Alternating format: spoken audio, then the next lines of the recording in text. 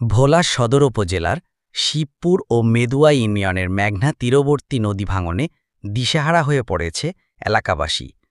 নদী ভাঙন থেকে রক্ষা পেতে মানববন্ধন ও রাস্তা অবরোধ কর্মসূচি করেন স্থানীয় এলাকাবাসী ও সাধারণ জনগণ।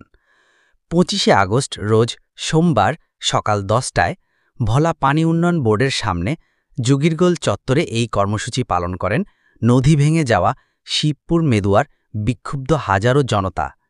এলাকাবাসীর একটাই চাওয়া, আর যেন তাদের ফসলি জমি এবং ভিটাবাড়ি না হারাতে হয়। বর্ষা মৌসুমের শুরুতে এই ভাঙন তীব্র আকার ধারণ করে, যা ভোলার খাল সংলগ্ন এলাকাসহ প্রায় ৩ থেকে ৪ কিলোমিটার সহ ভাঙন দেখা দেয়। আর মাত্র কয়েক মিটার দূরে আছে শহর রক্ষা বেড়িবাঁধ। যদি এই বেড়িবাঁধ ভেঙে যায় তাহলে পানিতে তলিয়ে যাওয়ার আশঙ্কা দেখা দিতে পারে ভোলা শহরসহ ভোলার অনেক সরকারি অনেক স্থাপনা। শিবপুরের নদী ভাঙন কবলিত এলাকা থেকে ভোলা সদরের জুগিরগোলের দূরত্ব মাত্র ৪ কিলোমিটার।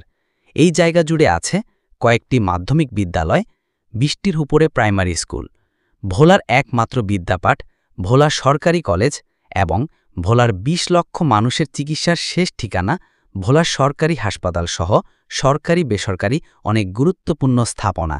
এই সমস্ত স্থাপনা রক্ষা করতে হলে অতি দ্রুত মেঘনার এই ভাঙন থেকে শিবপুরকে রক্ষা করতে হবে।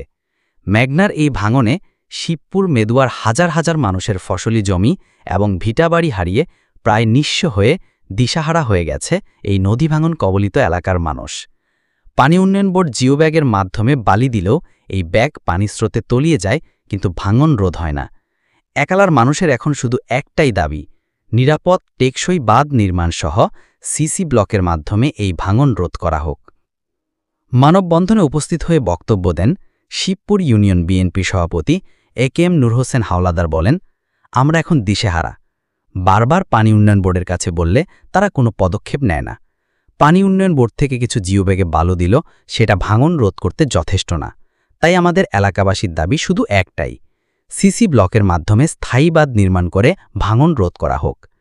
মানববন্ধন শেষে পানি উন্নয়ন বোর্ডের নির্বাহী প্রকৌশলী মোহাম্মদ জিয়াউদ্দিন আরিফের বরাবর স্মারকলিপি প্রদান করেন।